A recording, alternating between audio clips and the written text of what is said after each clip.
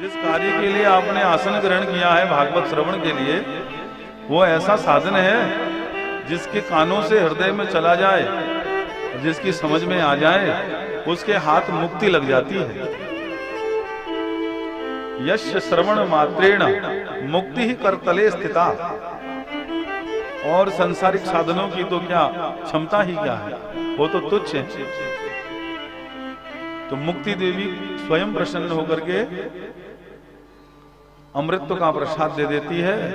इसलिए हमारा आप सभी से कहना है, सदा सेव्या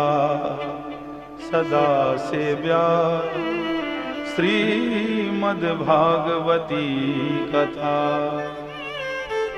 यस्याः श्रवण मात्रेण हरिश्चित्तम समाश्रयेत। इस ज्ञान की विशेषता क्या है? मुक्ति तो हाथ लगती है, सो मुक्ति लगती कैसे है हाथ में? क्योंकि इसके श्रवण से जो ज्ञान हृदय में जाता है, उससे अंधकार मिट जाता है, अज्ञान रूपी अंधकार का नाश हो जाता है, और ज्ञान का प्रकाश होने के कारण हरिश्चित्तम समाश्रयेत। भगवान जो प्रकाश स्वरूप हैं, वो चिदानंद बन करके चित्त में चिपक जाते हैं और हृदय में आनंद ही आनंद भर जाता है। इसलिए अष्टादश ग्रंथों में यह श्रेष्ठ ग्रंथ है।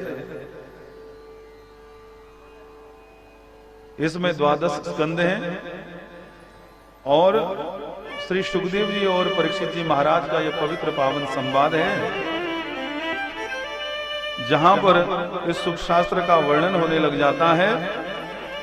वहां से सारे पाप थरथरा करके भाग जाते हैं, सारा रोग दोष मिटने लग जाता है, प्रत्येक प्रकार का भय विलुप्त हो जाता है।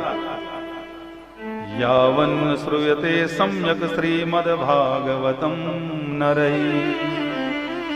मनुष्य के देह में भी पाप तभी तक वास करते हैं जब तक उसके कानों में भागवत की कथा नहीं पड़ जाए, तब तक उसके मन में हलचल रहती है, उथल पुथल रहती है। जैसे ही वो ज्ञानमय कथा का श्रवण करके पवित्र हो जाता है, तो तत्क्षण उसके अंदर बाहर के सारे मल मिट जाते हैं, पाप मिट जाते हैं, वो अत्यंत पवित्र हो जाता है। न गंगा न गया काशी, पुष्करम न प्रयागकम, सुख शास्त्र कथायाश्च फलेन समतां नयेत।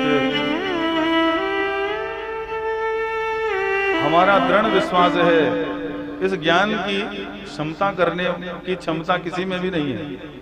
न गंगा में, न गया में, न काशी में, न पुष्कर में। कथायाश्च फलेन समतां नयेत। हमारा दृढ़ विश्वास है, इस ज्ञान की क्षमता करने की क्षमता किसी में भी नहीं है। न गंगा में, न गया में, न काशी में, न पुष्कर में, किसी भी तीर्थ में इसकी क्षमता समता करने की क्षमता नहीं है।